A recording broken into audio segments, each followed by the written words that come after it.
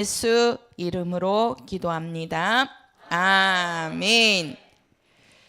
자, 오늘 말씀 요한복음 2장 12절부터 22절까지입니다. 요한복음 2장. 자, 우리 12절부터 22절까지 교독하시겠습니다. 유대인 그 후에 예수께서 그 어머니와 형제들과 제자들과 함께 가버나움으로 내려가 거기 여러 날 계시지 아니하시니라.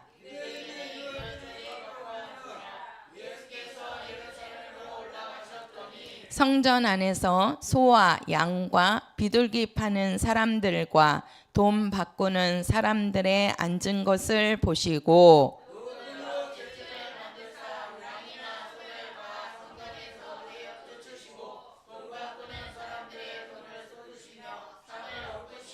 비둘기 파는 사람들에게 이르시되 이것을 여기서 가져가라. 내 아버지의 집으로 장사하는 집을 만들지 말라 하시니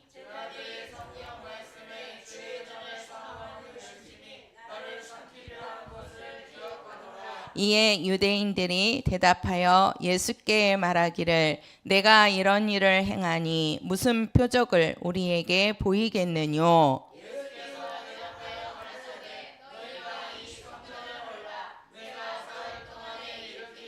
유대인들이 가로되 이 성전은 46년 동안의 지었거늘 내가 3일 동안에 일으키겠느뇨 하더라. 같이요. 죽은 자 가운데서 살아나신 후에야 제자들이 이 말씀하신 것을 기억하고 성경과 및 예수의 하신 말씀을 믿었더라. 아멘. 자, 우리 13절에 가서 보면 유대인의 유월절이 가까운지라 이렇게 말씀을 하거든요. 유월절이다 이렇게 한번 해보세요. 유월절의 양과 예수 한번 해보세요. 시작. 네, 우리가 하나님께서 그 이스라엘을 애굽에서 이제 이끌고 나오실 때 그때 지도자로 세운 자가 누구냐면 모세거든요. 모세. 하나님께서 모세를 세우시고 그 모세를 통해서 이스라엘 백성들을 애굽에서 나오게 합니다. 나오게 해요. 근데 요 이스라엘 사람들을 그 애굽에서 이렇게 이제 불러내신 날, 쉽게 말해서 애굽에서 이제 이스라엘 백성들을 그 나오게 한 날이 언제냐면 이게 유월절입니다.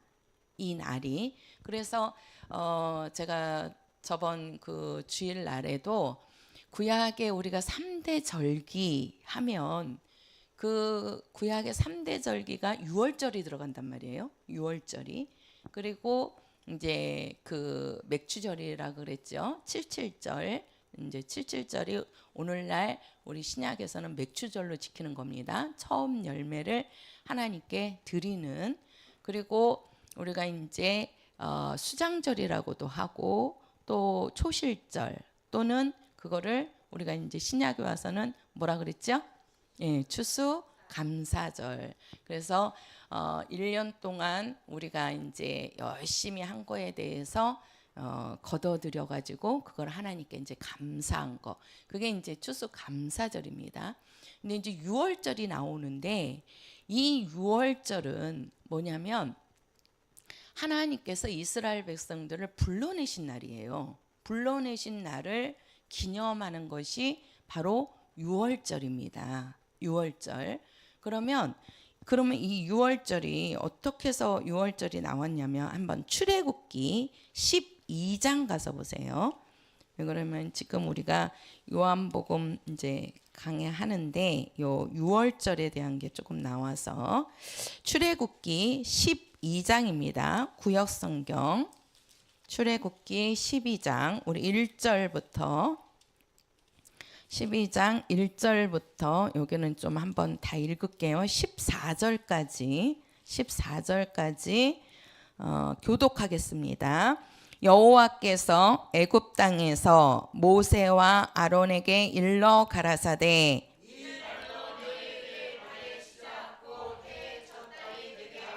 너희는 이스라엘 회중에게 고하여 이르라. 이달 열흘에 너의 매인이 어린 양을 취할지니 각 가족대로 그 식구를 위하여 어린 양을 취하되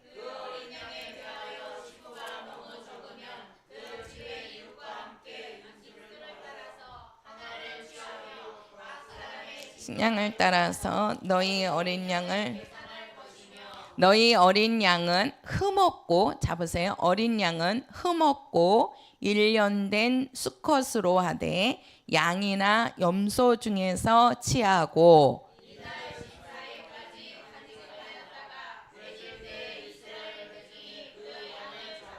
그 피로 양을 먹을 진문 좌우 설주와 임방에 바르고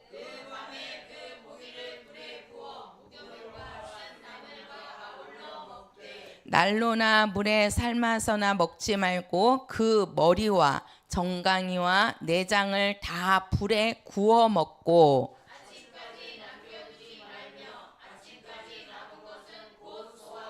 너희는 그것을 이렇게 먹을지니 허리에 띠를 띠고 발에 신을 신고 손에 지팡이를 잡고 급히 먹으라. 이것이 여호와의 무엇이다? 예, 유월절이니라.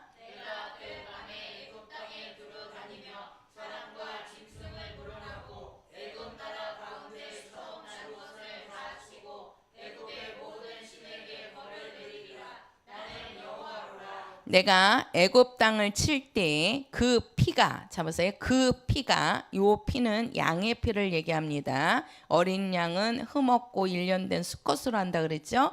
그 피가 너희의 거하는 집에 있어서 너희를 위하여 표적이 될지라.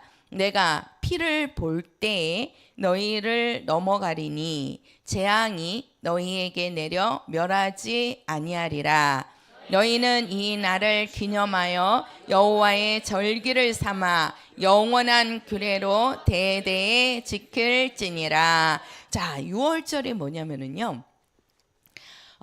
이제 그 이스라엘 백성이 원래는 그 이제 아브라함을 그 너의 친척 본토 아비집을 나와라 해가지고 하나님의 음성을 듣고 아브라함이 나왔지요. 그러니까 원래 이제 나온 자는 아브라함이에요. 아브라함 혼자 하나님의 부름을 받고 나왔는데 이제 그 아브라함을 통해서 이제 민족을 하나님이 형성을 하는 겁니다. 원래는 이스라엘이라는 나라가 없는 나라예요. 없는 나라인데 하나님께서 아브라함을 부르시고 그 아브라함이 그 믿음을 가지고 하나님 말씀에 순종한단 말이에요. 그러니까는 하나님께서 아브라함에게 약속하시기를 네가 나에게 네 그 100세에 낳은 그 이삭마저도 하나님이 번제로 드리라고 하니까 그냥 망설임 없이 그 이삭을 데리고 번제로 드리려고 하잖아요. 그 믿음을 하나님이 보시고 네가 나를 얼만큼 경외하고 사랑하는 줄을 내가 알았다. 네가 나에게 네 아들 사랑하는 독자 이삭을 아끼지 아니하고 나에게 바친 것처럼 나도 너에게 내 사랑하는 독자 아들을 내가 너에게 아끼지 않고 내어주겠다는 겁니다. 그게 바로 뭐냐면 예수님이 하나님의 아들 예수가 그 아브라함의 그 자손을 통해서 온다는 약속이거든요. 그래서 원래는 이스라엘이라는 나라가 없고 아브라함을 하나님이 불러내서 그래서 이제 그 아브라함을 통해서 이삭이 나오고 그 다음에 그 이삭을 통해서 이제 야곱이 나오는 거잖아요.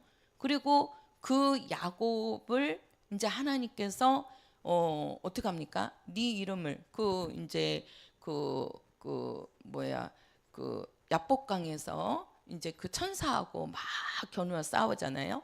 형한테 막 죽임을 당할 것 같으니까 그걸 붙잡고 막 밤새도록 놓아주지 않고 이제 기도합니다. 그러니까 네 이름이 무엇이냐? 그러니까 야곱입니다. 야곱이라는 뜻이 도둑놈이라는 뜻이란 말이에요. 너의 이름을 이제는 야곱이라고 하지 말고 이스라엘이라 해라. 그래가지고 그 야곱의 이름이 이스라엘로 바꾸라고 하나님이 주신 이름입니다. 그러니까 개인 이름이었지요. 근데 이제 이 야곱에게서 나온 아들이 12명이에요. 12명. 그 12명의 아들들을 통해 가지고 이제 원래 야곱에게 준 개인 이름인데 그 애굽에서 나올 때에 하나님께서 민족의 이름으로도 주신단 말이에요. 민족의 이름으로도. 그래서 이스라엘 민족이 되는 거예요. 그럼 그 이스라엘 민족이 누구냐? 야곱의 12아들로 만들어지는 겁니다. 그래서 12지파라 그러죠. 이스라엘은 12지파라고 합니다. 그 12지파가 야곱의 12아들을 한 지파 한 지파 해가지고 12지파로 세우는 거예요. 그래서 이스라엘은 12지파로 되어 있단 말이에요. 12지파로. 근데 이 이스라엘이 이제 그렇게 세워지고 나중에는 이제 그 이스라엘 그 민족이 이제 그 애굽으로 들어가게 되죠. 처음에는 누가 먼저 들어가나요? 누가 먼저 들어가죠? 야곱의 아들들 중에 누가 먼저 들어가죠? 그렇죠. 요셉이 먼저 들어가잖아요. 그렇죠? 들어갈 때는 노예로 종으로 들어가지요. 노예에 팔려서. 왜 그러냐면 형들이 아버지가 요셉을 너무 사랑하니까 시셈이 질투가 나가지고 그 동생을 죽이려고 했다가 우리가 죽이지 말고 노예로 팔자. 그래가지고 애굽으로 들어가는 상인에게 노예로 팔려서 요셉이 애굽으로 먼저 들어갑니다. 근데 그 들어갈 때에 노예로 들어가지만 처음에는 그 요셉에게 하나님이 함께 하시니까 그 요셉이 마지막에는 그 애굽을 치리하는 총리 자리까지 올라간단 말이에요. 그러니까 왕 밑에 최고의 자리까지 이제 이 요셉이 올라가죠. 그래서 그 세계가 다 흉년이 들었을 때 이 요셉은 하나님께서 꿈을 통해서 그 흉년을 대비하게 하신단 말이에요. 대비하게. 그래서 그 흉년을 잘 대비해 갖고 풍년일 때 그거를 많이 곳간에다가 쌓아 놓으니까 이제 그 다른 나라에 있는 사람들은 다 굶어서 허덕이는데 그 가뭄이 있는데도 애굽은 풍성하단 말이에요. 그만큼 준비를 했으니까 그때에 이제 그 야곱도 먹을 게 없으니까 아들들을 보내잖아요. 애굽으로. 먹을 것이 있는지 좀 얻어 갖고 와라. 사 갖고 와라. 근데 거기서 딱 만난 게 요셉이죠. 요셉이 딱 보니까 자기 형들이란 말이에요. 근데 요셉은 그런 형들을 미워하지 않고 어떻게 합니까? 아버지하고 그 애굽 그 밖에 있는 그 야곱과 야곱이 아버지잖아요. 그 식구들을 다 데리고 애굽으로 들어오게 합니다. 그래서 처음에는 그 애굽 왕이 아주 그 요셉을 인정하고 신뢰하고 사랑했단 말이에요. 그래서 아주 잘 대해줬잖아요. 그러니까 그 요셉과 그의 가족들도 애굽에서 아주 풍성한 삶을 살았습니다. 그러다 보니까는 이 그 요셉의 그 식구들 야곱의 형제들이 막 이제 어떻게 합니까? 막 불어나기 시작하는 거지요. 엄청 불어난단 말이에요.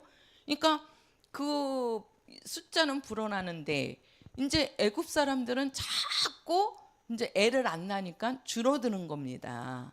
줄어드는 거예요. 근데 그 요셉을 했던 그 왕은 죽고 그 아들이 이제 그 나라를 물려받아서 치르를 하는데, 아니 보니까 이제 그 이스라엘 백성들의 이 위압감이 든단 말이에요. 위압감이. 그러니까 이제는 어떻게 합니까? 그 이스라엘 백성들을 이제 탄압하기 시작하고, 또 이스라엘 백성들을 막 노예로, 종으로, 또 막 무슨 뭐 짓는다든가 힘든 일에 그 이스라엘 백성들을 거기에 이제 종으로 사용을 하면서 이제 핍박을 가하는 겁니다. 그게 430년을 애굽에서 있게 되는 거예요. 애굽에서.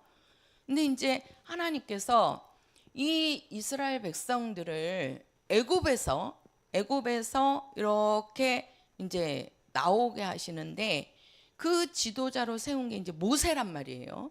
그래서 모세를 통해서 이스라엘 백성들을 데리고 나오려고 그러는데, 이 왕은, 바로 왕은 노예로 쓰고 있는 이스라엘 백성들을 내보내고 싶어요? 안 내보내고 싶죠. 안 그러면 그 힘든 일들을 자기 백성들이 해야 되잖아요. 근데 이스라엘 백성들을 노예로 삼고 종으로 부리고 그 힘든 일들을 다 그들을 통해서 하니까는 얼마나 좋습니까? 그러니까 내보내 달라고 그러는데도 내보내지 않고 잡아두는 겁니다. 그때 하나님께서 10가지 재앙을 내려요. 10가지 재앙을. 근데 그 재앙을 내리고 나면은 또 마음이 바뀌는 거예요. 왕이 계속해서 안 내보내다가 이제 마지막에 하나님께서 하는 재앙이 바로 뭐냐면, 그 이제 여기 보면은 뭐라 그러냐면, 그 지금 어디를 보시냐면, 자 어디를 보시냐면 7절이거든요. 7절. 그 7절. 그 피로 양을 먹을 집 문 좌우 설주와 임방에 바르고 그 밤에 그 고기를 불에 구워 무교본과 쓴 나물과 아울러 먹되, 이렇게 얘기하는데, 이게 뭐냐면은 하나님께서 이제 마지막으로 뭐라고 얘기하냐면, 너희들은 양을 잡으라는 겁니다. 양. 근데 그 양이 어떤 양이냐면 1년 되고 흠없는 수컷이라고 그랬어요. 아주 흠없는, 그러니까 흠이 없다는 얘기는 교배하지 않은 순수한 양. 그 양을 잡아가지고 그 피를 문설주에다가 바르라는 거예요. 문설주와 임방에 바르라는 거예요. 그러니까 그 문설주라는 거는 이 문이 있으면 저 위에라고 얘기하잖아요. 저 위에, 그 문 위에 그 문설주하고 임방에 그 피를 바르라는 겁니다. 바르라는 거예요. 그러면 그 피를 보고, 자 보세요. 너희들이 그 임방에 그 양을 잡아서 그 양의 피를 가지고 문설주와 임방에다가 바르면 그 피를 보고, 자 몇 절을 읽으시냐면요. 자 거기가 몇 절이죠? 자 어디예요? 13절입니다. 13절 시작. 내가 애굽 땅을 칠 때에 그 피가 너희의 거하는 집에 있어서 너희를 위하여 표적이 될지라. 내가 피를 볼 때에 너희를 넘어가리니 재앙이 너희에게 내려 멸하지 아니하리라. 자, 그 피를 보면, 그 피를 보고 내가 뭐하리라? 그렇죠. 넘어가리라. 그러면 너희 집에 뭐가 내리지 않는다? 재앙이 내리지 않는다. 그러면 그 재앙이 뭐냐 하고 보면은요, 12절이에요. 12절. 자, 내가 그 밤에 애굽 땅에 두루 다니며 사람과 짐승을 물어나고 애굽 나라 가운데 처음 난 것을 다 치고 애굽의 모든 신에게 벌을 내린다는 겁니다. 이게 재앙이란 말이에요. 그러니까 사람뿐만이 아니고 사람이나 짐승이나 모든 첫것, 이게 이제 사람을 얘기하면 장자죠. 장자. 그죠?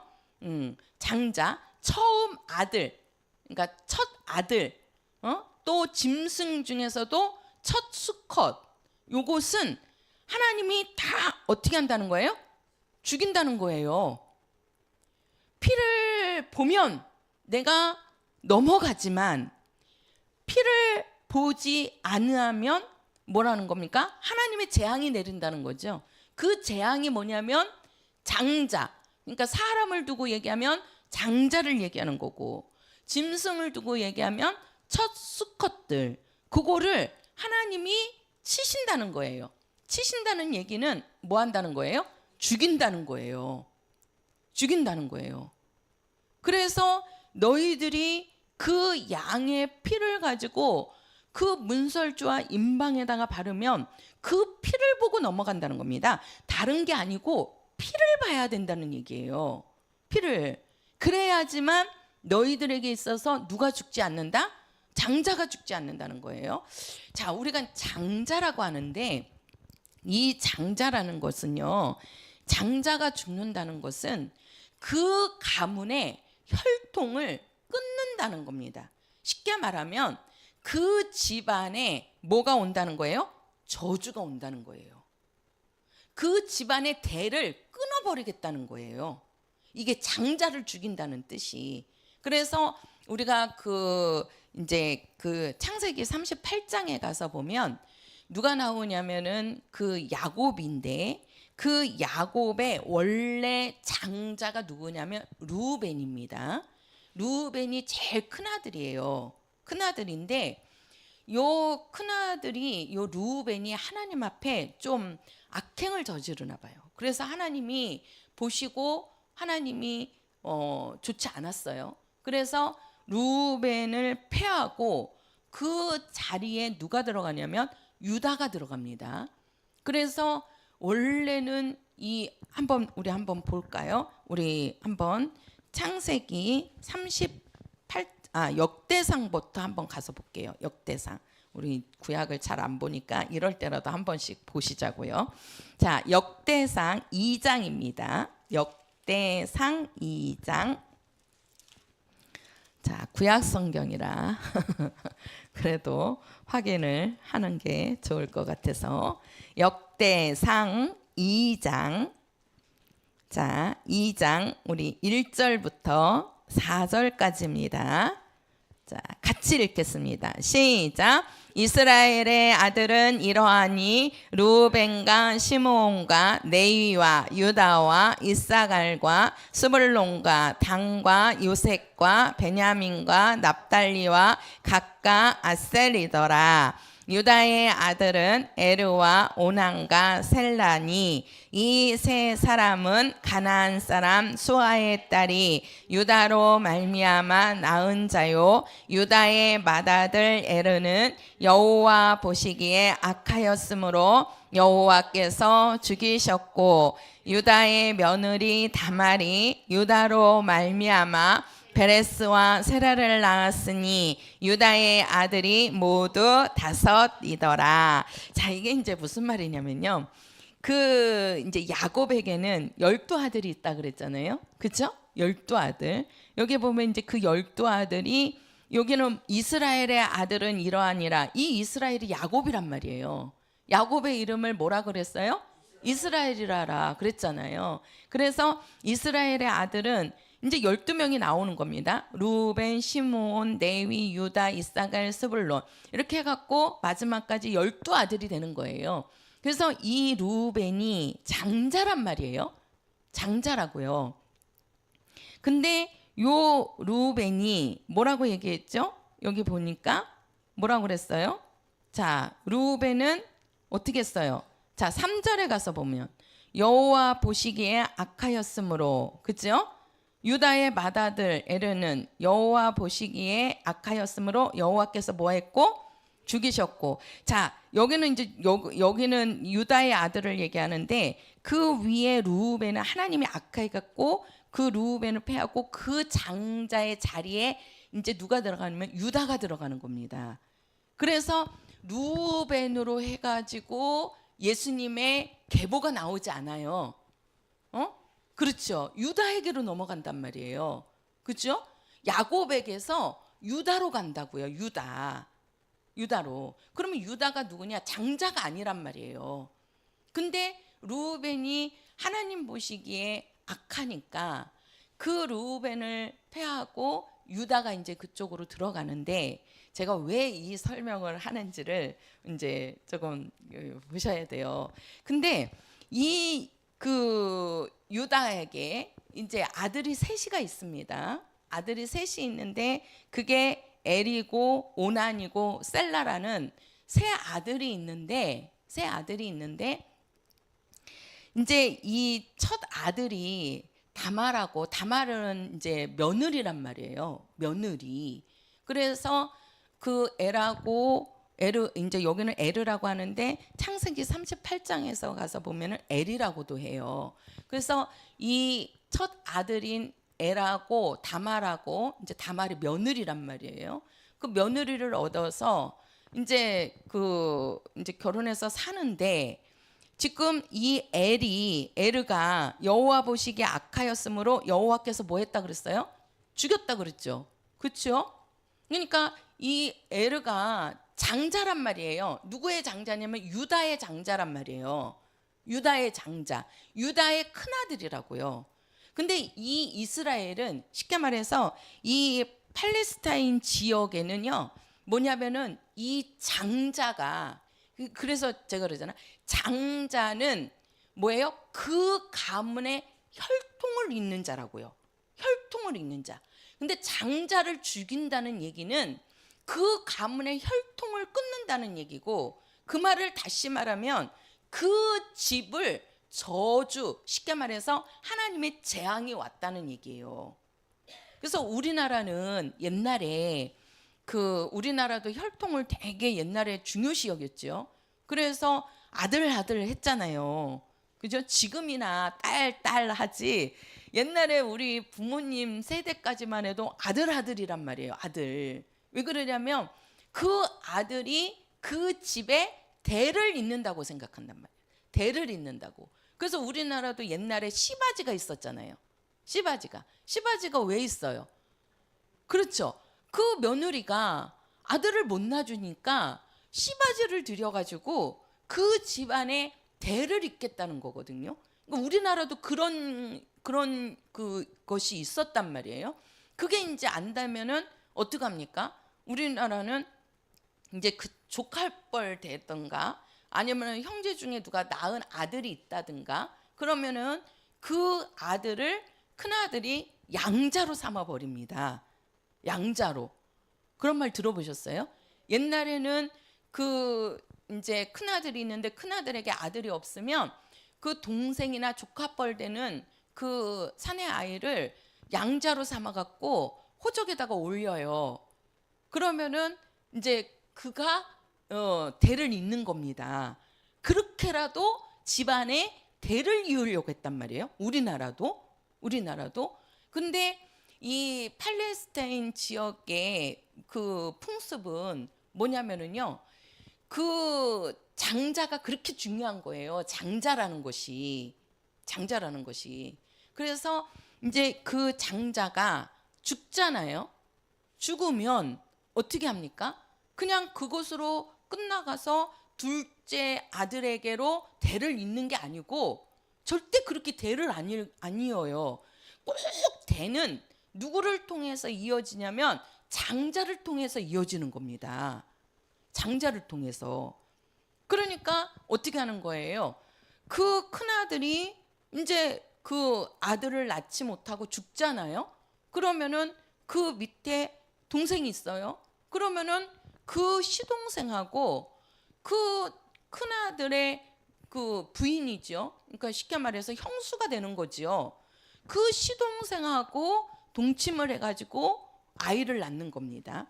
그래갖고 아들을 낳잖아요. 그러면 그거는 시동생의 아들이 아니고 누구의 아들이 되는 거예요? 큰아들의 아들이 되는 거예요. 큰아들의 아들이. 그러니까 우리나라도 이렇게 대를 잇는 거를 아주 중요시 여겨갖고 우리나라는 시바지를 들이든가, 아니면은 조카뻘 되는 애를 양자로 삼아서 대를 잇든가 그랬는데, 이런 팔레스타인 지역의 그들은 그게 아니고, 큰아들이 아들을 못 낳고 죽었으면 그 밑에 있는 남동생이 그 형수하고 동침을 해가지고 거기서 아들을 낳으면 그 아들이 큰아들이 아들이 돼갖고 대를 잇게 되는 거예요. 이게 그러니까는 지금 이 유다에게 큰아들이 에르인데 이 에르가 이제 뭐냐면은 다말하고 이제 결혼해서 하는데 하나님 보시기에 이 에르가 악한 거예요. 그러니까 하나님께서 어떻게 했어요? 에르를 죽였단 말이에요. 분명히 다말이 잘못한 거예요. 자기 유다의 아들이 잘못한 거예요. 아들이 잘못한 거잖아. 에르가 잘못한 거잖아요. 하나님 앞에 악하니까 하나님이 죽였단 말이에요. 그랬으니까 이제 그 아들을 낳지 못하고 그 아들이 죽으니까 유다가 이제 오난을 불러가지고 야, 너 형수한테 들어가서 네가 네 형의 대를 이어야 되겠다 하고 이제 유다가 그 오난을 그 형수에게 쉽게 말해서 다말에게 이제 들여보낸 겁니다. 근데 오난이 딱 생각을 해보니까 뭐예요? 아, 내가 자식을 낳아도 이거는 내 자식이 아니고 형의 자식이 돼버리는 거예요. 그러니까 그게 싫은 거지요. 아니 내가 자식을 낳아도 내 자식이 아니고 형의 자식이 되느냐. 그래가지고 그 다말하고 이제 그 관계를 맺는데 그거를 이제 밖으로 사정을 했다 그래요. 그러니까 이제 그거를 이제 오늘날 그거를 이제 피임이라고 하잖아요. 그래서 오나니즘 하는 게 그게 이제 피임했다는 뜻이거든요. 그러니까 아이를 낳아야 되는데 아이를 안 낳고 그냥 그 밖에다가 사정을 해버리는 겁니다. 그러니까는 다말이 아이를 뵐 수 있어요, 없어요? 없는 거지요. 그거를 누가 보시냐면 또 하나님께서 보셨어요. 하나님께서 보시고 그게 또 악한 겁니다.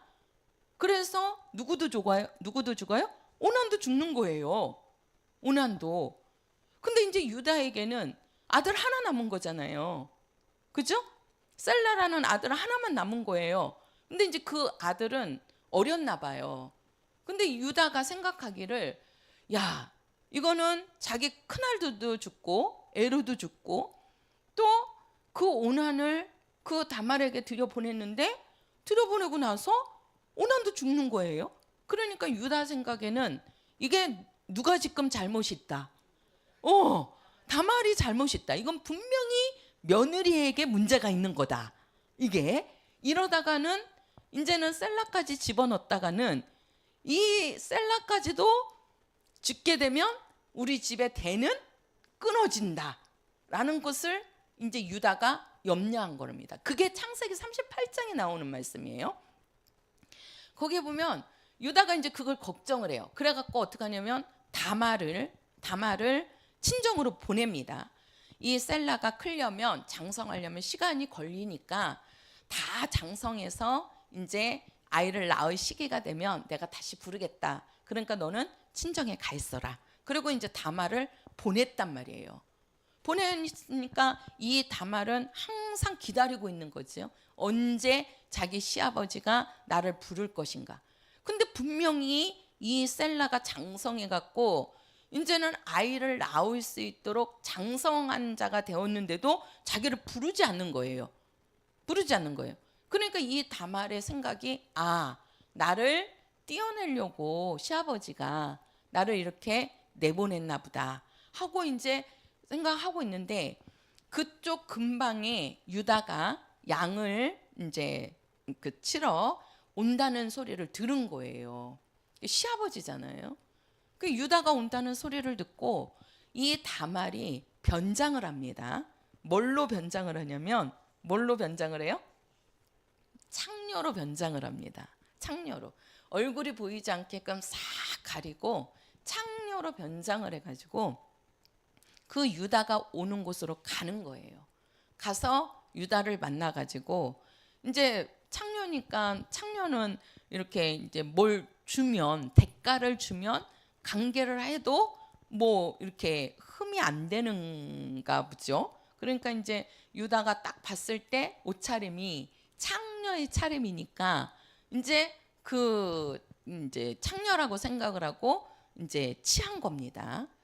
그러니까는 내가 그러면 너에게 무엇을 주랴. 그러니까 어린 양을 달라고 그래요. 어린 양 하나를 달라, 양을 달라.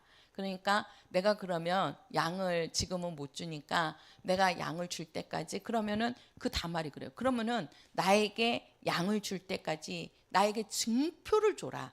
증표를. 그러면서 그 유다에게 이제 그 끈하고 또 지팡이하고 그 유다의 도장을 달라고 그럽니다. 이 세 가지를. 그러니까 이제 유다는 아무 생각 없이 줬지요. 그리고서 이제 나중에 양을 주고 그거를 이제 받으면 되겠지 하고서는 이제 주고서는 이제 집으로 돌아간 겁니다. 근데 이제 이게 시간이 지나면서 다말이 아이를 뵌 거예요. 그러니까 이제 배가 부르고 소문이 났겠지요. 유다가 그 소문을 듣고 아, 이거 잘 됐구나. 이 다말이 아주 부정한 여인이구나. 그러니까 이때를 기회로 삼아서, 왜? 아니면은 자기 그 세 번째 아들을 다말에게 내어줘야 되는 거잖아요. 그러다 보면은 또 그 셋째 아들이 죽을 수도 있으니까 염려가 되니까 이 기회에 다말을 죽여야 되겠다 해갖고 다말을 부른 겁니다. 너 왜 부정한 짓을 저질렀느냐 하고 이제 죽이려고 하는데 다말이 그 세 가지 증표를 유다에게 보여줘요. 딱 보니까 그게 누구예요? 자기 거란 말이에요. 그러면서 그 유다가 하는 말이 너 참 지혜롭구나. 내가 너에게 그 셀라라는 그 셋째 아들을 너에게 주지 않을 것 같으니까 네가 이렇게라도 자손을 이으려고 했구나 하고 그 다말을요 지혜롭다고 합니다. 그리고 살려줘요. 죽이지 않고. 근데 그 다말이 아이를 뵀는데 쌍태라 그랬거든요. 쌍둥이를 뵌 거예요. 쌍둥이를. 그게 누구냐면 베레스와 세라입니다. 그래서 이 다말이라는 여인이, 우리가 한번 마태복음 가서 보세요. 마태복음 1장. 자, 마태복음 1장입니다. 마태복음 1장 3절이에요. 자, 2절 3절을 읽을게요. 2절 3절 시작. 아브라함이 이삭을 낳고 이삭은 야곱을 낳고 야곱은 유다와 그의 형제를 낳고 유다는 다말에게서 베레스와 세라를 낳고 베레스는 헤스론을 낳고 헤스론은 남을 낳고. 자, 보세요. 여기서도 자, 그 유다와 그의 형제를 낳고 유다는 누구에게서? 다말에게서. 이 다말이 누구지요? 며느리입니다. 며느리. 그러니까 이 며느리인데 이 며느리에게서 베레스와 세라라는 아들을 낳는 거예요. 그래서 우리가 역대 아까 거기 2장에서 읽을 때, 역대상 2장이죠. 거기서 읽을 때 그 유다에게는 몇 아들이 있었다고요? 5 아들이 있었다고 그러는 거예요. 5 아들이. 그러니까 이 다말에게서 베레스와 세라를 낳는 겁니다. 2 아들을 낳는 거예요. 쌍둥이란 말이에요. 쌍둥이. 그리고 그 베레스를 통해서 헤스론을 낳고 헤스론은 남을 낳고, 그러면서 예수님의 뭐가 되는 거예요? 세계가 이루어지는 거잖아요. 예수 그리스도의 세계라 그랬잖아요. 그죠? 이 예수 그리스도의 계보에 처음 올라가는 여인이 누구냐면 다말입니다. 다말이에요. 그래서 그 다말이 낳은 베레스를 통해서 예수님의 세계가 내려오게 되는 거예요. 내려오게 되는 거예요. 이처럼 그 장자라는 거, 그것이 우리가 그렇게도 나오고, 우리 마태복음 22장 가서 보세요. 마태복음 22장. 자, 마태복음 22장. 자, 우리 24절부터 28절까지 읽겠습니다. 24절부터 시작. 선생님이여, 모세가 일렀으되 사람이 만일 자식이 없이 죽으면 그 동생이 그 아내에게 장가들어 형을 위하여 후사를 세울지니라 하였나이다. 우리 중에 7형제가 있었는데 마지 장가들었다가 죽어 후사가 없으므로 그의 아내를 그 동생에게 끼쳐두고 그 둘째와 셋째로 7째까지 그렇게 하다가 최후에 그 여자도 죽었나이다. 그런즉 저희가 다 그를 취하였으니 부활 때 7 중에 네 아내가 되리이까. 지금 예수님께 와서 이제 사두개인들이 묻는 거예요. 그러니까 뭘 묻냐면 이 사두개인들도 그걸 아는 거죠. 그러니까 장자가 있는데 그 장자가 자식이 없이 죽으면 그 둘째 동생이 형수를 취하고 또 거기에서 자식이 없으면 셋째 동생이 그 형수를 취하고, 그런데 거기에서 낳은 자식은 누구의 자식이 되는 거예요? 형의 자식이 되는 거예요. 그러한 풍습이 있다는 거죠. 내려온다는 거죠. 그러니까 예수님께 묻는 거예요. 그러면 이 여인은 도대체 누구의 아내가 되는 겁니까? 하고 묻는 거예요. 죽었을 때는. 살아있을 때 이 여자는 그것도 참 쉬운 거 아니죠. 그죠? 아니, 그 남편을 뒀는데 그 남편이 죽었어요. 근데 시동생을 치었는데 거기 시동생에게서도 자식이 없네. 그러니까 이제 셋째 시동생, 넷째, 일곱째까지 있는데 일곱째 가서도 이게 그렇게 취할 수가 있을까요? 근데 이제 묻는 거예요. 만약 그렇게 됐는데 그럼 이 여인이 죽었을 때는 누구의 아내가 됩니까? 누구의 아내가? 예수님이 그러잖아요. 너희가 부활을 오해했구나. 그죠? 그렇게 그러니까 그게 내려온다는 거지요. 그러니까 장자가 자식이 없이 죽으면 그 밑에 있는 동생들이 그 형수를 취해서 거기에서 자식을 낳아서 대를 잇는 게 있는 거예요. 요거를 다시 한번 요한복음 4장 가서 보세요. 요한복음 4장. 자, 요한복음 4장. 자, 4장 우리 16절부터 18절까지만 읽겠습니다. 요한복음 4장 16절에서 18절 시작. 가라사대 가서 내 남편을 불러오라.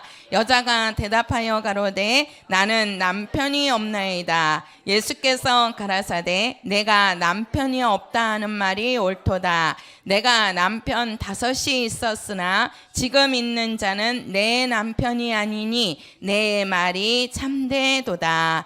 자, 이 여인이 누구냐면 사마리아의 여인입니다. 근데 보통 사람들은 목사님들이 일반적으로 이 여인을 뭐라고 얘기하냐면 창녀라는 얘기를 혹 해요. 창녀. 왜 그러냐면 남편이 5이 있다고 얘기하니까, 남편은 5을 취했다고 하니까 이거를 이제 창녀로 보는데 이 여인은 창녀가 아닙니다. 그러니까 이 이스라엘의 혈통이 어떻게 이어지는 것인지를 모르면 이게 이해가 안 되는 거예요. 어떻게 남편이 5이 있습니까? 근데 여기서 지금 뭐라고 하냐면 이게 지금 예수님이 하시는 말씀이란 말이에요. 사마리아 여인에게 예수님이 하시는 말씀이, 그러니까 예수님 당시에도 이러한 결혼 풍습이 있는 거예요. 그 대를 잇는 이 풍습이 그대로 내려오는 겁니다. 내려오는 거예요. 그러니까 예수님께서 뭐라고 얘기합니까? 너에게 남편을 데리고 와라. 남편을 불러와라. 그러니까 나는 남편이 없습니다. 그러잖아요. 그렇죠? 그 여인에게 남편이 몇 명이 있었대요? 5명이 있었다고 그러잖아요. 그렇죠? 근데 지금 있는 내 남편도 내 남편이 아니다. 그 말은 뭐예요? 지금 있는 남편에게서도 너에게는 자식이 없다라는 말이에요. 그것이. 그러면 남편이라는 말이 이거는 법적 용어입니다. 남편이란 말을 그냥 쓸 수가 없는 거예요. 이게 혼인 관계가 안 되면 남편이라고 말할 수가 없어요. 부를 수가 없는 거예요. 남편이 되려면 뭐예요? 혼인이 돼야 되는 거예요. 이건 법적 용어란 말이에요. 그러니까 이 여인에게 남편이 5이 있었다는 거예요. 지금 남편도 네 남편이 아니라는 말은 이 여인은 창녀가 아닌 거예요. 그러니까 뭐예요? 혈통을 잇기 위해서 여기도 형제가 여럿이었던 거죠. 근데 그 큰 며느리로 들어와 갖고 이제 후사가 없이 그 남편이 죽으니까 이제 둘째를 취하고 셋째를 취하고 넷째를 취하고 다섯째를 취하고 이제 취하는 거죠. 그러니까 그거를 남편이라고 얘기하는 거란 말이에요. 이런 것처럼 이 지역에서는요, 이 이스라엘이나 이 팔레스타인 지역에서의 장자라는 것, 제가 장자를 얘기하려고 그러는 겁니다. 이 장자라는 것은 그 가문을 잇게 할 수도 있고 그 가문을 얻게 할 수 있는 아주 중요한 자예요. 이 장자라는 것이. 근데 이 6월절에 지금 하나님께서 뭐라고 그러는 겁니까? 네가 그 피를 문설주와 임방에 바르지 않으면 그 장자를 치겠다는 거예요. 그 장자를.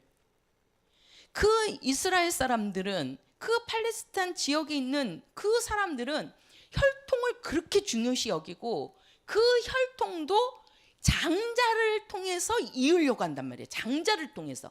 그렇게 장자가 중요한데 하나님께서는 내가 너에게서 피를 보지 못하며 네 문에서 피가 없으면 그 장자를 하나님이 쳐서 죽이겠다는 거예요. 만약에 너희가 사람에게서 장자가 없으면 그 집안에 있는 짐승 중에 첫 것이라도 죽이겠다는 거예요. 하나님이. 그러니 이게 얼마나 무서운 거냐는 거예요. 이 장자라는 것이 그렇게 중요해서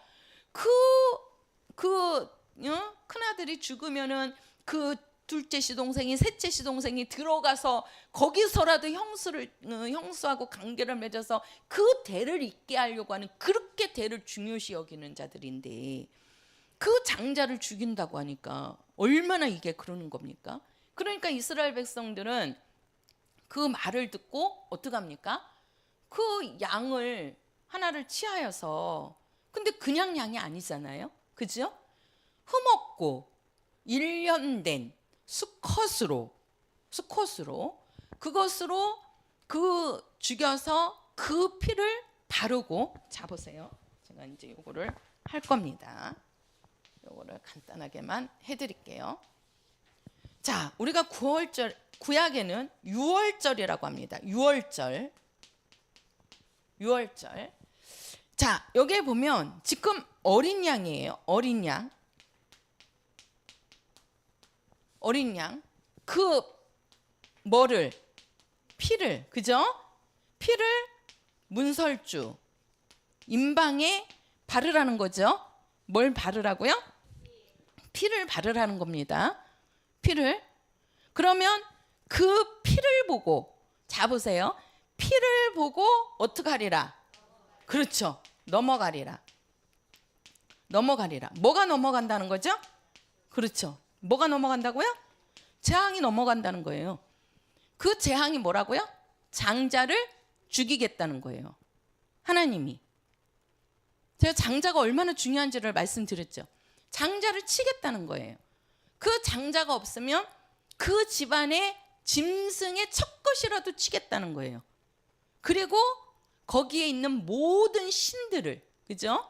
그 신들을 다 하나님이 재앙을 내리겠다고 말씀을 하는 겁니다. 치겠다고 말씀을. 치겠다는 얘기는 멸하겠다는 거예요. 죽이겠다는 거예요. 하나님이. 그러니까 그들은 어떻게 합니까? 살기 위해서 뭐예요? 그렇죠. 양의 피를 문설주에다가 바르는 겁니다. 바르는 거예요.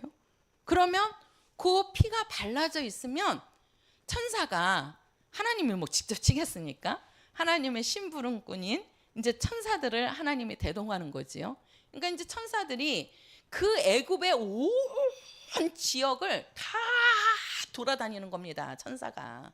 그러면서 그 피를 보면 넘어가는 거고. 그래서 우리가 이 유자가요, 넘을 유자예요. 월자도 넘을 월자입니다. 넘어간다는 거예요. 넘어간다.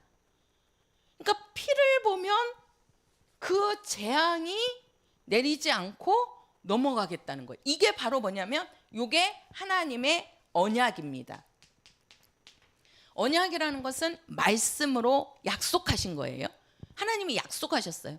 내가 피를 보면 재앙을 내리지 않고 내가 넘어가겠다. 그러니까 너는 그 재앙을 받지 않으려면 어떻게 해라? 피를 발라놓으라는 거죠. 피를 바르라는 거죠. 그리고 자, 이게 이제 첫 번째예요. 그리고 그 양을 피를 뺐으니까 그 고기들이 있을 거 아니에요. 그죠? 양의 고기가. 그러면 그 고기는 양의 고기입니다. 그죠? 근데 그 양의 고기는 뭐 하라 그랬어요? 그 정강이고 뭐고 다 그거를 그 내장까지도 버리지 말라는 거예요. 내장까지도. 이 속에 있는 내장까지도 뼈도 버리지 말고 그거를 다 뭐해서 구워서 뭐하라? 먹으라는 겁니다. 그날 저녁에 먹으라는 겁니다. 하나도 버리지 말라는 거예요. 그날 아침이 될 때까지 그 양의 고기를 다 너희들은 먹고 소화시키라는 겁니다. 아무것도 버리지 말고 뼈도 버리지 말고 그러니까 그 피는 자 보세요. 그 피는 문설주에 바르고 그 고기는 하나도 버리지 말고 속에 있는 내장도 버리지 말고 그거를 다 구워서 아침이 될 때까지 그걸 다 먹으라는 거예요. 그리고 하나님께서 뭘 주냐면 쓴나물이라 그래요. 쓴나물. 그죠? 쓴나물을 먹으라고 그래요. 쓴나물. 얼마나 쓴지 쓴나물이에요. 얼마나 쓴지. 우리도 쑥이 있는데 쑥도 아주 쓴 쑥이 있죠. 그 인진쑥 해갖고 그 쑥은 진짜 너무 쓰다고 그러잖아요. 난 안 먹어봤는데 너무 쓰답니다. 이게 엄청 쓴가 봐요. 쓴나물을 먹으라는 겁니다. 같이 이 고기 양의 고기를 먹는데 그 고기를 먹을 때 쓴나물도 같이 먹으라는 거예요. 같이. 그리고 또 뭘 먹으라 그러죠? 아니 금방 읽었잖아요. 뭘 먹어라? 무교병도 같이 먹어라. 이 무교병은 이건 이제 쓴나물이란 말이에요. 요 무교병은 뭐냐면 아무것도 가미하지 않은, 쉽게 말해서 이게 이제 떡병자란 말이에요. 떡병자. 이게 이제 떡 같은 건데 우리가 떡을 할 때는요 반드시 그 떡에는 뭘 넣는지 아세요? 소금이 들어가고 설탕이 들어가요. 그죠? 네. 꼭. 근데 설탕은 넣어도 그만 안 넣어도 그만이지만 소금은 반드시 넣어야 돼요. 반드시. 떡에 소금이 안 들어가는 게 없어요. 방아를 찢잖아요. 이게 쌀을 갖다 주면 방앗간에서 쌀을 찔 때 그 쌀가루를 만들 때 소금을 넣고 쌀가루를 찝니다. 소금이 들어가야 되는 거예요. 그러니까 우리가 떡을 먹을 때 그 간이 배겨 있는 거예요. 간이. 근데 이 무교병은 아무것도 들어가지 않는 거예요. 아무것도 들어가지 않으니까 이 무교병이 맛이 있겠어요? 맛이 없습니다. 그리고 아무것도 안 들어가니까 이게 아주 딱딱하대요. 엄청. 그러니까 뭘 집어넣어야 우리도 떡을 하면 그냥 인절미를 하는데 인절미에 소금도 넣고 뭐 설탕도 좀 넣고 그냥 이렇게 하잖아요. 요즘은 거기에다가 또 뭐를 넣는지 그냥 인절미가 그냥 하루 이틀이 지나도 말랑말랑합니다. 그죠? 뭐가 가미된 거예요. 그죠? 뭐 그게 이게 몇 시간 뒤면은 딱딱하게 굳어야 되는 게 맞는 거잖아요. 근데 하루 이틀이 지나고 며칠이 지나도 그게 말랑말랑한 게 그대로 있다는 거는 뭐가 넣었다는 거예요. 뭘 넣는지 나는 모르겠지만 내가 안 만들어서 그게 있는 거예요. 근데 이게 아무것도 안 들어가니까 아주 딱딱한 거예요. 맛은 있어요, 없어요? 없어요. 아니 소금이고 뭐고 아무것도 안 들어갔는데 무슨 맛이 있겠습니까? 그거를 같이 먹으라는 거예요. 잘 보세요. 이게 뭘 의미하는지. 자, 6월절에 하나님께서 양을 잡아서 그 피는 문설주에 바르고 그래서 그 문설주의 피를 보면 하나님이 재앙을 안 내리고 그 천사가 재앙을 갖고 온 천사가 넘어가겠다는 거예요. 그게 안 보이면 장자가 다 죽어 나가는 겁니다. 첫 것이 다 죽는 거예요. 그날 밤에. 그리고 너희는 그 안에서 문 밖에 나오지 말고 왜 그러냐면 그 애굽 사람들은 모르니까 그 문설주에다가 양의 피를 바르겠어요? 안 바르죠. 그러니 그 곡하는 소리가 얼마나 요란하겠습니까? 밖에서 나는 소리가 그냥 그날 밤에 다 죽어가는 거 아니에요. 그러니 그 곡하는 이게 무슨 소리야 그러면서 나와볼 수 있는 거잖아요. 그러니까 너희들은 밖으로 나오지 말고 그 안에서 하나님이 아침이 될 때까지 그 양의 고기를 하나도 남기지 말고 다 먹어라. 그리고 그걸 먹되 쓴나물과 무교병을 같이 먹어라. 이 쓴나물이라는 것은 왜 쓴나물을 하나님이 먹게 하시냐면요, 이 이스라엘 사람들이 애굽에서 430년을 노예로 사는 거잖아요. 그러니 그 고통이 얼마나 컸습니까? 그죠? 그래서 우리는 그거를 이제 쓴 경험이다 이렇게 얘기를 한단 말이에요. 쓴뿌리라고 얘기해요. 쓴뿌리. 그 사람마다 쓴뿌리가 있다는 거예요. 그 쓴뿌리라는 것은 아주 고난스러운, 아주 힘든 일들을 우리는 쓴뿌리라고 얘기한단 말이에요. 자기가 겪은 일 중에. 그래서 어린 아이들이 어렸을 때 막 그 나쁜 마트 이렇게 뭐 성폭행을 당했다든가 뭐 그런 거면 그 아이의 쓴뿌리가 그게 있다고 그런 얘기를 한단 말이에요. 그렇게 이스라엘 민족은 430년을 쓴뿌리가 있는 겁니다. 쓴뿌리가. 그러니까 그 쓴뿌리를 어떻게 하라는 거예요? 너희들은 과거를 기억하라는 겁니다. 너희들이 430년 동안 정말 이렇게 그 노예로 종으로 얼마나 힘든 삶을 살았는지를 너희들은 뭐하라? 기억하라는 거예요. 쓴나물을 먹으라는 얘기는 쓴나물을. 그리고 이제는 그 무교봉은 아무것도 안 들어가는 거잖아요. 그러니까 이제 요것은 이제 신약에 와서 이렇게 이제 나오는데, 그러면 이것이 자 보세요. 이거를 이제 다 먹게 하는 겁니다. 그러면은 이제 그 피를 보고 그 재앙을 갖고 온 천사는 이제 넘어가는 거죠. 그래서 이것이 되어 있는 사람들은 어떻게 하는 거예요? 죽지 않고 뭐 하는 겁니까? 사는 겁니다. 살려주신다는 거예요. 죽지 않고 살려주신다는 거예요. 요것이 이제 이거는 쉽게 말해서 예표란 말이에요. 예표. 쉽게 말해서 예표를 다른 말로 하면 그림자입니다. 그림자. 그래서 우리는 구약을, 요건 이제 지금 구약이잖아요. 구약. 요 구약. 우리가 구약을 뭐라고 얘기하냐면 뭐라고 얘기하죠? 그림자라고 하는 거예요. 이게 실체가 아닙니다. 하나님께서 이거를 보여주면서 신약에 이 양이 누가 되는 거예요? 예수가 되는 거예요. 예수가. 그래서 예수님이 오셔가지고, 자, 요한복음 지금 피고 있으니까 요한복음 1장 가서 보세요. 요한복음 1장 29절입니다. 자, 1장 29절 시작.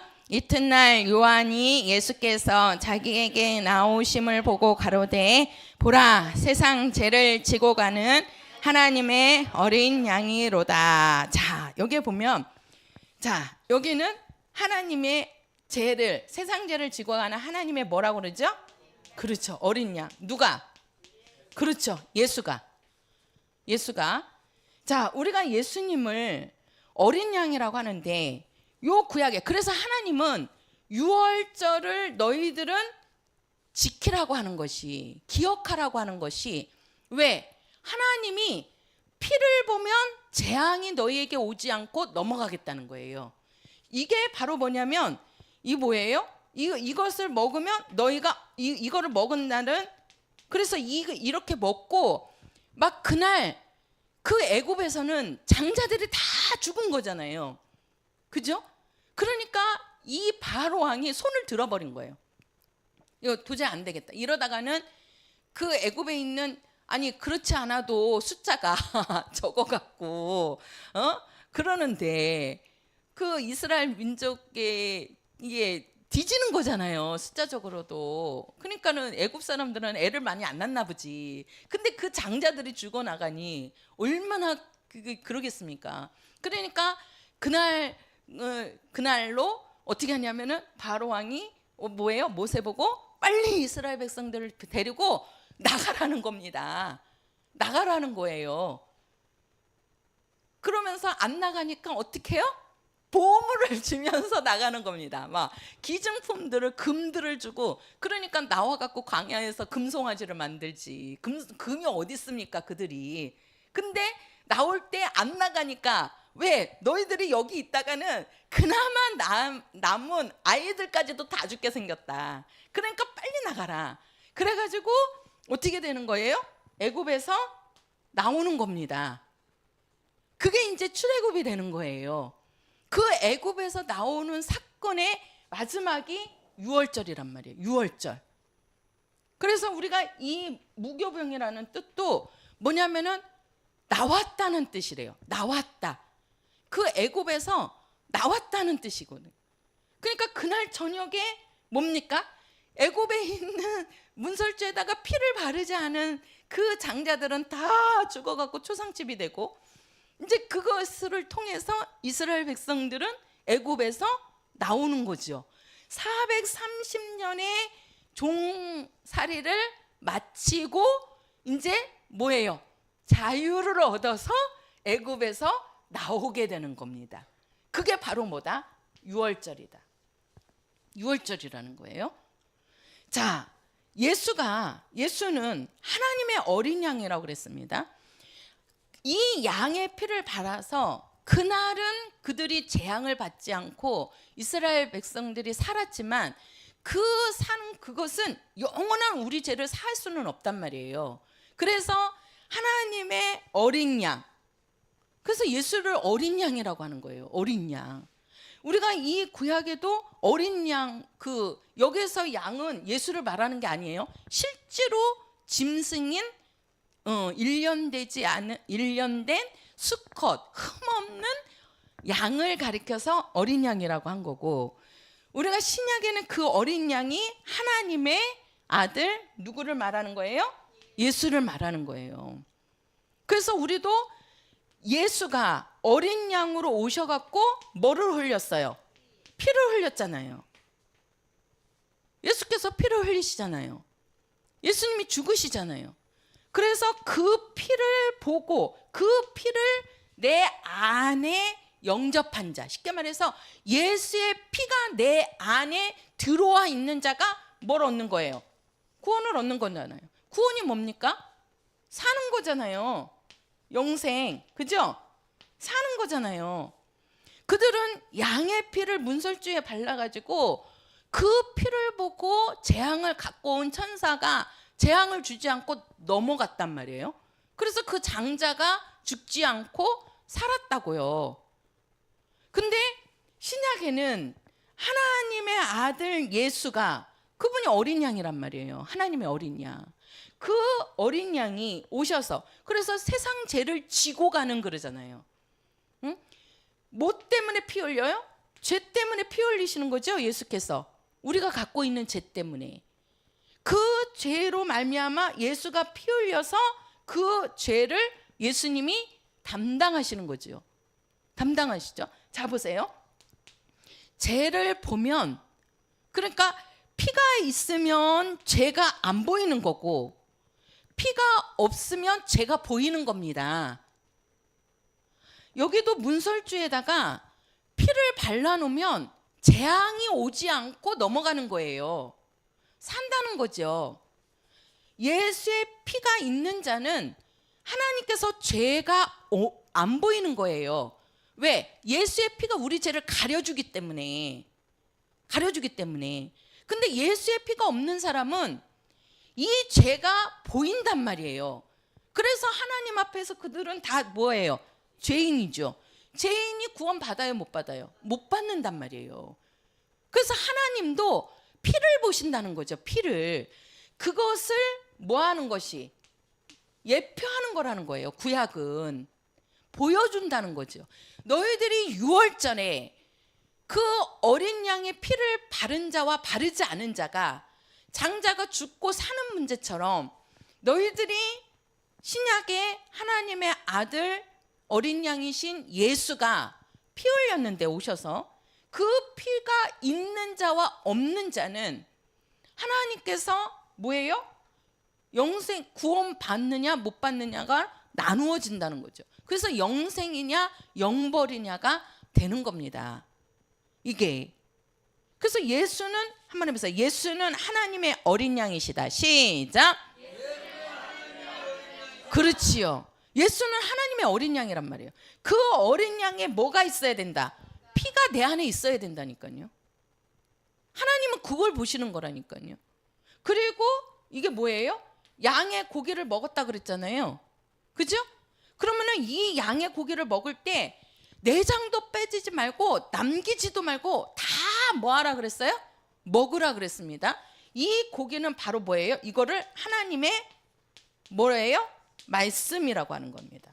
우리가 하나님의 말씀을 먹을 때는요, 내가 들으면서 아 이거는 나한테 맞는 거야, 아 이거는 내가 해도 되고 요거는 나는 못해, 이렇게 빼고 가감하지 말라는 거예요. 하나님의 말씀은 내가 더하거나 뺄 수가 없다는 겁니다. 하나님의 말씀은 다 내가 뭐 해야 되는 거예요? 먹어야 되는 거예요. 먹어야 되는 거예요. 그리고 이 쓴나물은 요게 신약으로 와서는 요게 회개입니다. 우리가 죄인으로 있을 때 우리가 하나님을 의지하지 않고 우리가 마귀를 따르는 그런 삶들을, 우리의 과거의 삶을 너희들은 철저하게 뭐 하라는 거예요? 회개하라는 거예요. 회개하라는 거예요. 그래서 요것을 다른 말로 하면 이게 뭐예요? 우리가 신약에 와서 보면 우리가 성찬을 할 때 예수의 뭘과 살과 예수의 뭐를? 피를 마시는 자는, 이렇게 얘기하잖아요. 예수의 살과 예수의 피를 마시라고 그러잖아요. 예수의 살을 먹고 예수의 피를 마셔라. 이게 뭐예요? 예수의 살이나 예수의 피는 다 이게 하나님의 말씀이잖아요. 예수가 말씀이잖아요. 그죠? 말씀이 육신이 되어서 오신 분이 예수잖아요. 그러니까 요 예수의 이게 성찬이란 말이에요. 그러니까 신약에서는, 우리는 구약에는 진짜 양을 잡아서 그 양의 고기를 먹고 양의 피를 바르고 또 쓴나물과 무교병을 먹었지만, 신약에는 뭐예요? 쓴나물 먹어요? 무교병 먹어요? 뭐예요? 예수의 살을 먹고 예수의 피를 마셔야 되는 거라고요. 신약은. 그래서 우리가 매주마다, 원래는 매주마다 성찬을 해야 되는 거거든요. 이것이. 그래서 성찬이 그래서 중요한 거예요. 그러니까 예수의 살을 먹고 예수의 피를 마시는 거. 그리고 이거를 통해서 그들은 어디에서 나왔어요? 애굽에서 나왔잖아요. 애굽의 종로를 해서. 그럼 우리는 어디에서 나오는 거예요? 그렇죠. 어디에서? 죄에서. 또는 이거는 그렇죠. 율법에서 뭐 한 거예요? 나온 거예요. 그래서 우리는 영적인 출애굽이 돼야 되는 거예요. 영적인 출애굽이. 누구로 말미암아? 예수로 말미암아. 그래서 우리는 예수를 실체라고 하는 겁니다. 실체라는 얘기는 실제. 구약은 뭐가 되는 거예요? 그림자가 되는 거예요.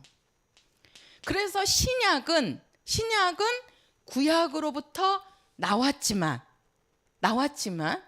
모든 구약의 사건은 누구를 나타내기 위한, 그렇죠, 예수를 말하기 위한 사건들이라는 거예요. 그러니까 구약의 예표를 통해서 신약을 알려주시지만 그 신약이 그림자가 아니고 예수가 실제고, 모든 것들은 다 그림자로서, 예표로서 예수를 나타내고자 한다는 겁니다. 그러니까 하나님도 우리에게 피를 보시는 겁니다. 피를 보시는 거고, 그래서 우리가 구원받기 위해서는 예수의 피가 없이는, 예수의 피를 믿지 않고서는 우리 구원 못 받잖아요. 그렇죠? 그러면 이제는 예수의 피로 내가 구원받았으면 어떻게 해야 됩니까? 예수의 살을 먹고 예수의 피를 마시는 자가 돼야 됩니다. 그래야지 우리가 뭘 얻는 거예요? 영생을 얻는 거예요. 영생. 이때는 뭐예요? 장자들이 살았지만 우리는 장자만 사는 것이 아니라 우리 영이 영원히 살게 되는 거란 말이에요. 이것이 지금 우리가 요한복음 2장 바로 13절에 유대인의 유월절이 가까운지라, 이게 뭐냐면 예수님이 죽을 때도요. 예수님이 언제 죽었습니까? 예수님이 언제 죽었지요? 유월절 전날 죽었어요. 유월절 전날. 유월절이 무슨 날인지 아세요? 안식일이에요. 안식일. 안식일은 무슨 요일이죠? 토요일. 예수님이 언제 죽으셨죠? 금요일. 주일날 죽었어요? 금요일날 돌아가시잖아요. 그죠? 안식일 전날 예수님이 잡혀가지고 십자가에서 죽으시잖아요. 그래서 우리가 예수님을 다른 말로 하면 하나님의 어린 양도 되시지만 유월절의 어린 양도 되시는 거예요. 그래서 예수님은요, 아무 때나 죽는 게 아니에요. 예? 아무 때나. 그래서 예수님이 죽으실 때도 유월절을 지키기 위해서 예루살렘으로 들어간다니까요. 그리고 그 유월절에 예수님이 예루살렘 들어가서 거기서 잡혀갖고 죽는 겁니다. 예수님은 유월절 전에 죽으시고, 왜 그러냐면 그 유월절이 뭡니까? 우리가 구약에 보면 유월절이 이날이에요. 이제 만약에 하나님께서 이날 내가 치겠다, 오늘인데 오늘 저녁이잖아요. 오늘 저녁. 그러면 양은 어떻게 해야 돼? 이 전에 죽어야 되잖아요. 양은 전에 죽여야 될 거 아니에요. 그래야지 그 피를 바르죠. 그래야 그날 저녁에 그 천사가 보고 어떻게 하는 거예요? 넘어갈 거 아니에요. 그래서 예수님도 유월절 전에 죽으시는 거예요. 유월절 전에. 그래서 금요일 날 예수님이 죽으시고 뭐예요? 안식 후 첫날 부활하시는 거죠. 이렇게. 그래서 예수님은 유월절의 어린 양이라고도 하고 하나님의 어린 양이라고도 하는 겁니다. 죽지 않고서는 안 되는 거지요. 우리가 히브리서 그 10장 19절에서 20절 보면 뭡니까? 예수의 피가, 한번 여기만 보고 제가 마칠게요. 히브리서 10장 가서 보세요. 히브리서 10장. 자, 히브리서 10장 19절 20절 두 절만 같이 시작. 그러므로 형제들아, 우리가 예수의 피를 힘입어 성소에 들어갈 담력을 얻었나니 그 길은 우리를 위하여 휘장 가운데로 열어놓으신 새롭고 산 길이요 휘장은 곧 저의 육체니라. 자, 보세요. 우리가 성소에 들어가면 제가 여름 세미나를 뭐를 할까 고민을 하다가 내년에 여름 세미나는 제가 성막을 한번 해볼 거였어요. 성막을 아주 자세하게 한번 해보고 저기 그 평택인지 안성인지 그 교회 수양관에 그 성막을 옛날에 그 성막 모형을 그대로 이렇게 해놓은 데가 있습니다. 그래서 한번 거기를 방문을 한번 해볼까 싶어요. 네, 그래서 보면 우리가 이제 이 성 이제 보면 이렇게 이게 이제 성막이죠. 성막. 그리고 요 안에 이제 여기가 성소고 뭐가 있죠? 지성소가 있습니다. 이 성소와 지성소 사이에는 뭐가 있어요? 휘장이 있어요. 휘장이 가려져 있단 말이에요. 지금 여기 말씀이 요 휘장은 뭘 얘기한다고 그러죠? 예수님의 육체, 예수님의 몸이라고 얘기하잖아요. 휘장이. 그죠? 그래서 예수님의 몸, 예수님의 육체가 어떻게 하죠? 죽으시잖아요. 예수님이 딱 그 육체가 죽으니까 어떻게 됐어요? 이 휘장이 찢어졌죠. 그죠? 예수님은 누구냐? 요 성소, 이 성소에는 법궤가 있단 말이에요. 법궤는 하나님의 이름을 모신 곳이에요. 예. 그래서 요 하나님과 사람 사이에 이게 휘장이 가로막혀 있단 말이에요. 이게 휘장이 이게 뭐예요? 우리 인간을 얘기해서는 죄란 말이에요. 예수님을 두면은 예수님의 육체를 말하는 거고. 그러니까 우리는 하나님과 사람 사이에 죄로 가려져 있는 거죠. 못 들어가요. 일반인들은 지성소에 못 들어간다니까요. 대제사장만 1년에 한 번 들어가게 돼 있어요. 뭘 갖고? 피를 갖고 들어가야 돼요. 반드시 뭐가 들어가야 돼요? 피를 갖고 들어가야 된다고요. 근데 그 가려진 그 휘장은 예수님의 몸을 뜻한다 그러죠. 예수님이 죽으시니까, 예수님이 십자가에 죽으시니까 이 휘장이 찢어지잖아요. 찢어지잖아요. 그렇죠? 순간에 찢어지잖아요. 그러니까 이제는 어떻게 했어요? 이 휘장이 없어지니까 지성소와 성소가 어떻게 됐어요? 하나가 됐지요. 하나님과 우리가 하나가 된 겁니다. 그걸 화평이라고 하는 겁니다. 화평. 예수님이 죽지 않고서는 휘장이 찢어지지 않아요. 양이 죽지 않고서는 피를 어떻게 문설주에다가 바릅니까? 예수님이 죽지 않고서는 우리 죄를 사할 수가 없어요. 그래서 반드시 하나님의 아들이 어린 양으로 와서 죽어야 되는 거예요. 죽어야지만 휘장을 찢었고 사람과 하나님 사이를 하나로 만드시는 겁니다. 하나로. 그래서 이 우리는 피가 없으면 구원 못 받아요. 피가 없으면 우리는 영생을 얻지 못한다니까요. 왜? 하나님은 피가 없으면 죄만 보신다니까. 죄만. 그래서 피를 보게 하는 거예요. 그 예표로 구약의 유월절에 어린 양의 피를 가지고, 양의 피를 가지고 사람들에게 알려주시는 겁니다. 피가 이렇게 중요하다는 거를. 레위기에 가서도 보면 우리 육체의 생명은 뭐에 있다? 피에 있다라고 합니다. 피에 있다라고. 우리 영과 육을 살리는 것은, 우리 영을 살리는 것은 예수의 피가 있어야 되는 거예요. 예수의 피가. 그래서 피가 있는 자와 없는 자는 다릅니다. 정말 우리는 예수의 피를 의지하고 예수의 피로 바로 하늘나라 아버지 집에 들어갈 수 있는 자들입니다. 할렐루야.